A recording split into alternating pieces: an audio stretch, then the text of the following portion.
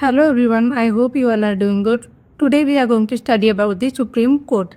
Before moving further, tell me why do we need Supreme Court?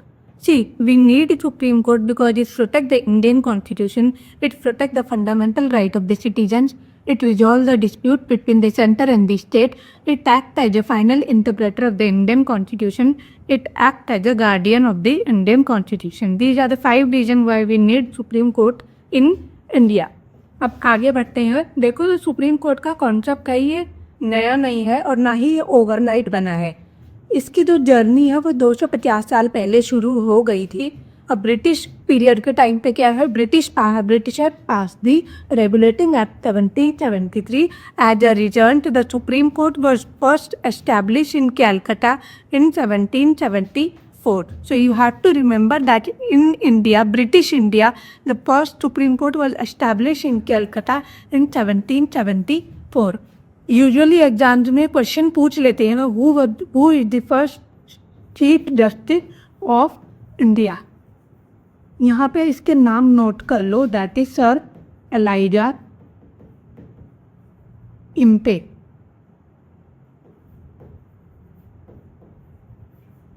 Okay, so who was the first chief justice of India, that is the sir Elijah Impey. ये था 1774 में।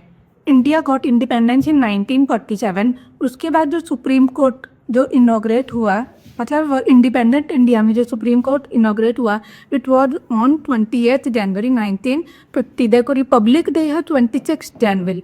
हमारा constitution का बना 26 जनवरी 1950 which is also celebrated as republic day. उसके 2 दिन के बाद जो सुप्रीम कोर्ट था वो इनॉग्रेट कर दिया गया था, which replace the federal court of India 1937। यहाँ पे देखो इंडिया का सुप्रीम कोर्ट है। India has only 1 supreme court and currently India है 25 हाई कोर्ट, ये याद रख लेना। और जो सुप्रीम कोर्ट है it is in New Delhi and supreme court of India is design by Ganesh Vikari Devlagikar, ये भी याद रख लेना, पूछ लेते हैं। Okay, supreme court is mentioned in article 124 to article 147 of the Indian Constitution. It is included in Part 5 of the Indian Constitution in Chapter 4. Okay, ये basic information में थोड़ा हिस्टोरिकल बैकग्राउंड था वो मैंने बता दिया। अब आगे चलते हैं composition of the supreme court. देखो सुप्रीम कोर्ट में चीफ जस्टिस होते हैं एंड अदर जजेस होते हैं, वो are appointed directly by the president. अब जो ओरिजिनल सुप्रीम कोर्ट था which was establish on 28 January 1950, उस टाइम पे सिर्फ 8 जजेस थे। 8 जजेस थे। 1950 में क्या था, 8 जजेस थे।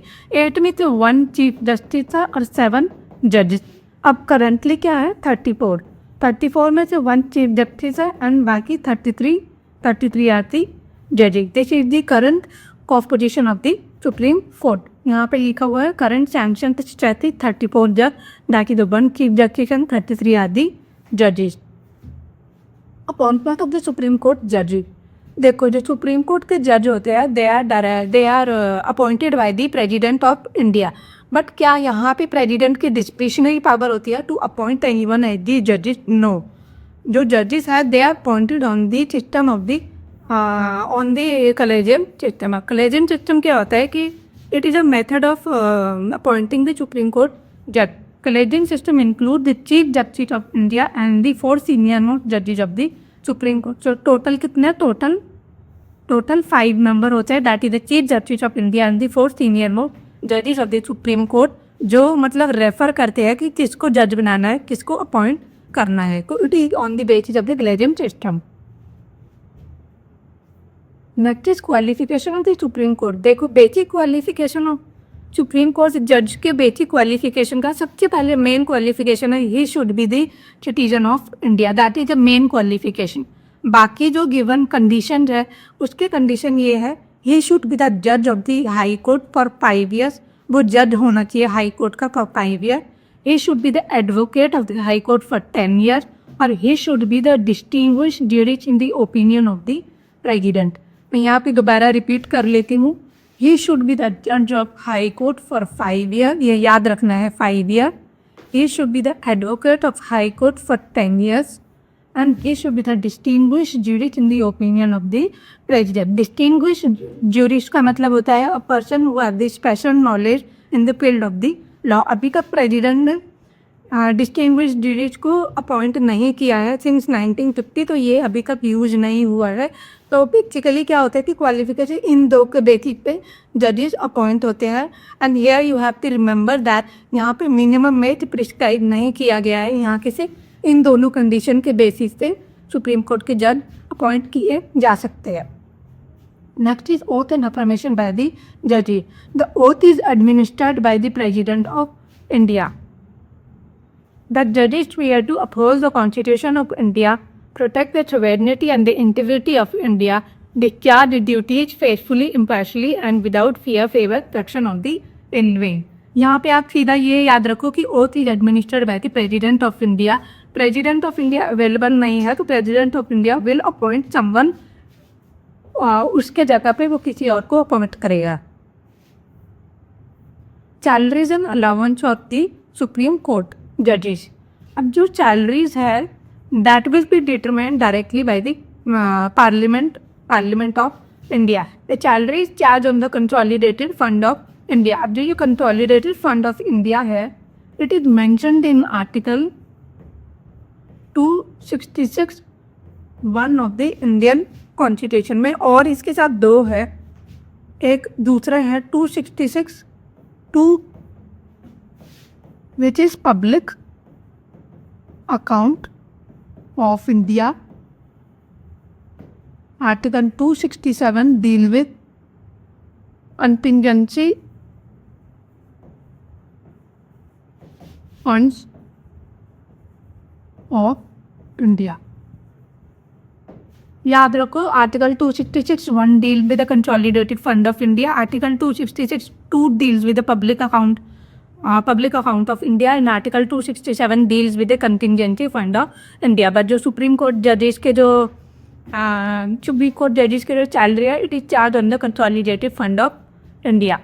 पेंशन फॉर द रिटायर्ड जजेस को जो पेंशन है they will receive the 50% of their last drawn salary as the monthly pension. Next is the tenure of the supreme court जजेस. देखो अगर जजेस को अपॉइंट करना है तो उसकी मिनिमम एज गिवन नहीं थी, लेकिन maximum age should be 65 years. अब यहाँ पे एक याद रखना है कि सुप्रीम कोर्ट के जो जजेस हैं उनकी मैक्सिमम एज 65 ईयर्स है, but in case of the high court it is 62 years. Okay, ये दोनों के बीच यही डिफरेंस है. सुप्रीम कोर्ट के जजेस की जो मैक्सिमम एज है it should be 65 year and high court के 62 ईयर. एज लिमिट क्या है? जज hold the office until the age of the 65 years. Next is voluntary resignation. If any जज want to resign they will directly write it to the president of India. Appoint भी president करेगा और अगर resign करना किसी को तो वो भी प्रेसिडेंट को दिया जाएगा. Next is removal of the जजेस. तो जजेस can B removed only on the basis of the impeachment process. अब इम्पीचमेंट कैसे होता है? Impeachment should be on the special majority. In impeachment will be done on the special majority. अब special majority के दो condition है. Majority of the total membership of the house, 2/3 of the member present and voting.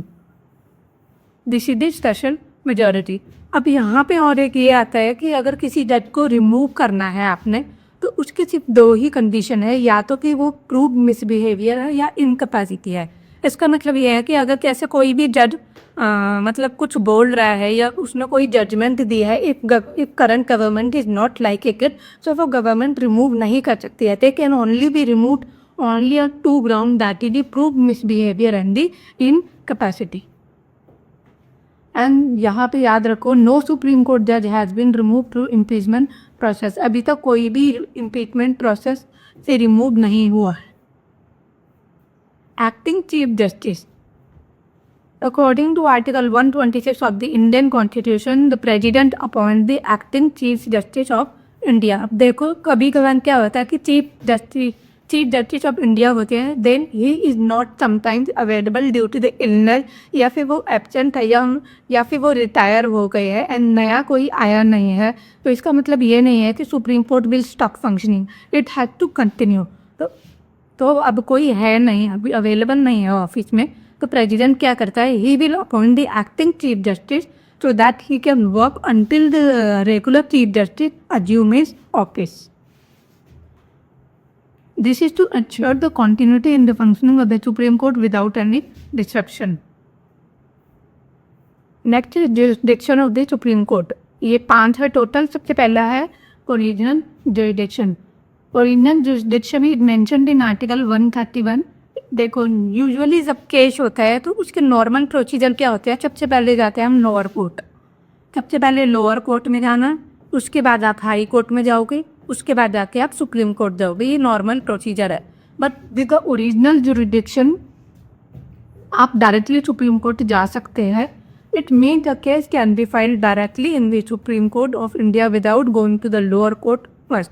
लेकिन उस पर कुछ condition है कि कौन कौन से डिस्प्यूट पे जा सकते हैं आप. सबसे पहला क्या है, between the central government and the one और मोर स्टेट. इसका मैं एग्जांपल देती हूँ कि सेंट्रल गवर्नमेंट है और स्टेट भी जाते कोई भी स्टेट ले लो. पहला जैसे सेंट्रल गवर्नमेंट एक साइड है, दूसरा है स्टेट ऑफ द तमिलनाडु. इन दोनों के बीच डिस्प्यूट हो रहा है on the distribution of the power. So that dispute can directly go to the supreme court. ये एग्जाम्पल. दूसरा है between the centre and state on one side and another state the another side. जैसे एक side पे centre है और महाराष्ट्र है, दूसरे साइड पे कोई भी स्टेट ले लो, तमिलनाडु ले लो, उनको कोई प्रॉब्लम हो रही है, कोई इशू हो रहा है, that will also go to the supreme court. तीसरा है बिटवीन 2 और मोर स्टेट. जैसे कि आप देख रहे हो Karnataka and Tamil Nadu have the dispute over the Kaveri river water sharing का डिस्प्यूट चल रहा है बिटवीन कर्नाटका एंड तमिलनाडु. तो वो 2 स्टेट के बीच डिस्प्यूट हो रहा है and it is a legal dispute. So that will also directly go to the supreme court under the original jurisdiction which is mentioned in Article 131 of the Indian Constitution. Second is writ jurisdiction. अब देखो जो writ jurisdiction है, it is mentioned in Article 32. अब जो Article 32 है, it is also the fundamental right. हाँ, fundamental right में ये कैसे लिखा गया है, right to the constitutional remedy. Article 32 लिख देती हूँ मैं, और कैसे लिखा गया है फंडामेंटल राइट में, right to constitutional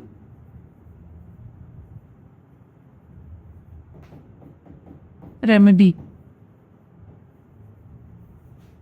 okay. So article 32 is also known as the heart and soul of the Indian constitution by the B.R. Ambedkar. Article 32 को हार्ट एंड सोल भी बोला गया है B.R. अम्बेडकर के थ्रू. अब यहाँ पे क्या है आर्टिकल 32 देखो, it is considered very important provision because it allow the citizen to directly approach the supreme court if their fundamental right are violated. अगर किसी सिटीजन को ऐसा लग रहा है कि उसका फंडामेंटल राइट वॉयलेट हुआ है तो he can directly go to the supreme court. उसे हाई कोर्ट जाने की ज़रूरत नहीं है, वो सुप्रीम कोर्ट जाके अपील कर सकता है.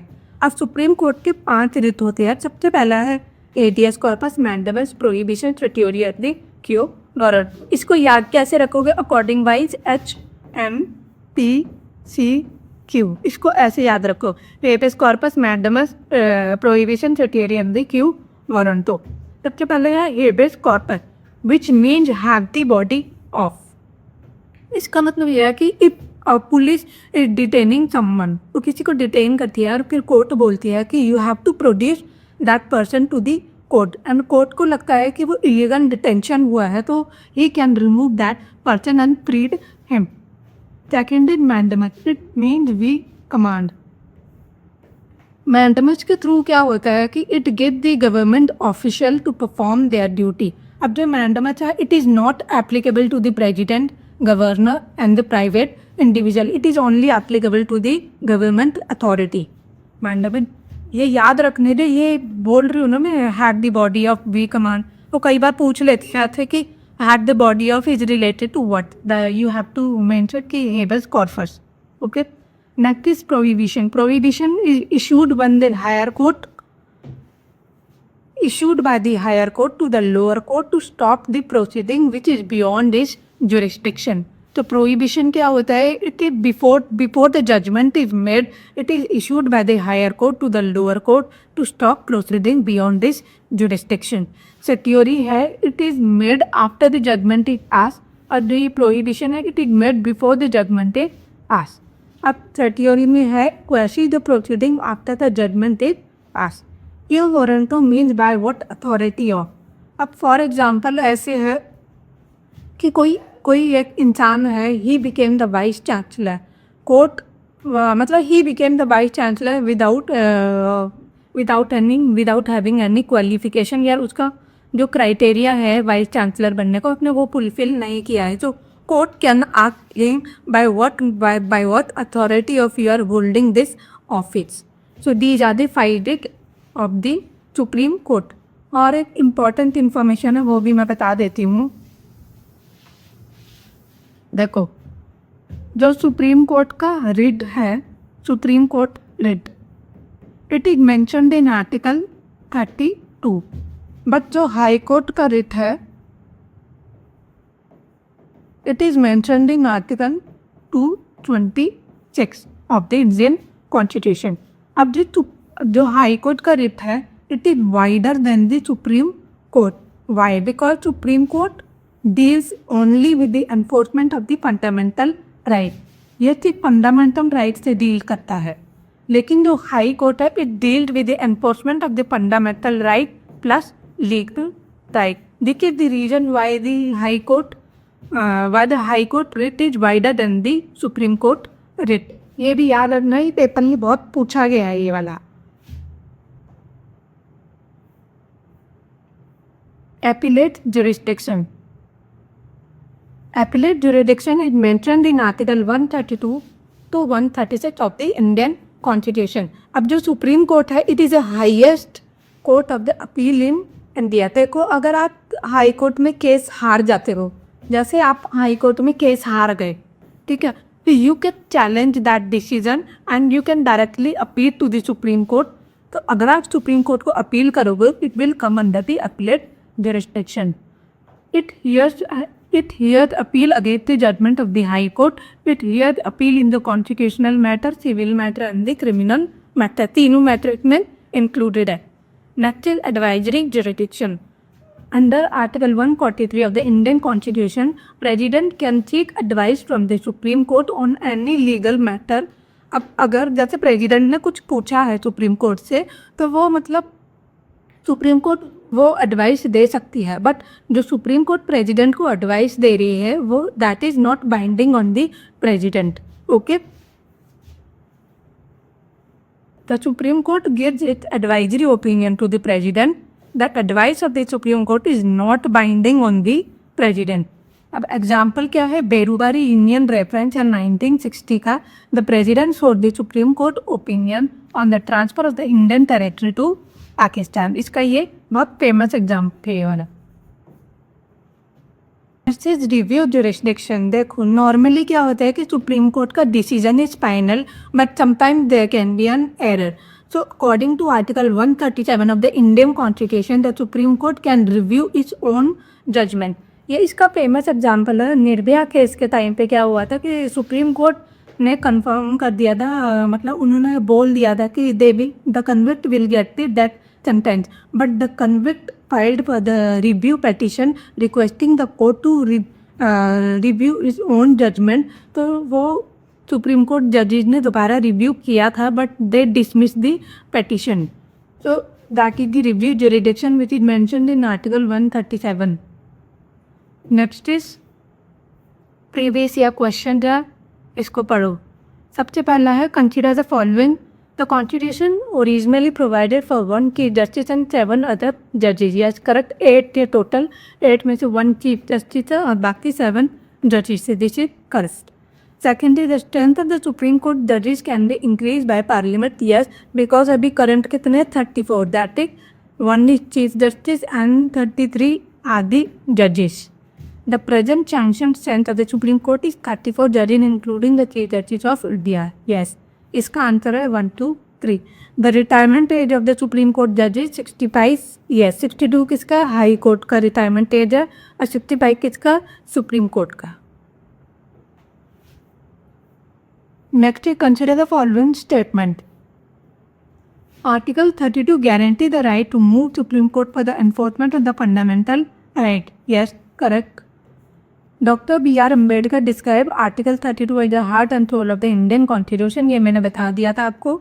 Article 32 itself is a fundamental right. Yes, ये भी सही है सारे. High Court has a wider writ jurisdiction than the Supreme Court because Article 226 include legal right also. Supreme Court cannot issue it. High Court is superior and none. इसका क्या answer होगा बताओ. इसका आंसर है article 226 include the legal right also because Supreme Court have it deals only with the enforcement of the fundamental right, whereas the High Court deals with the fundamental right plus legal right. So जो High Court है that deal with Article 2 politics and Supreme Court deal with Article 32. Okay. Consider the following statement. Supreme Court judge retire at the age of 65 years. Yes, Supreme Court का 65 है, High Court का 62 है. याद रखना ये. The Supreme Court judge can be removed only by the impeachment. Correct. The salary of the Supreme Court judge is charged on the Consolidated Fund of India. Correct. इसके तीनों सही है. Consider the following statement. Habeas corpus literally means produce the body. Correct. Mandamus can be issued against the President of India. No. Mandamus cannot be issued against President of India, Governor and the private individual. They can only be issued against the government official. Kyo Coronto question the authority under which a person hold the public office. Right. इसका answer है 1 and 3. आज के लिए बस इतना ही है. I hope you like this session. Thank you.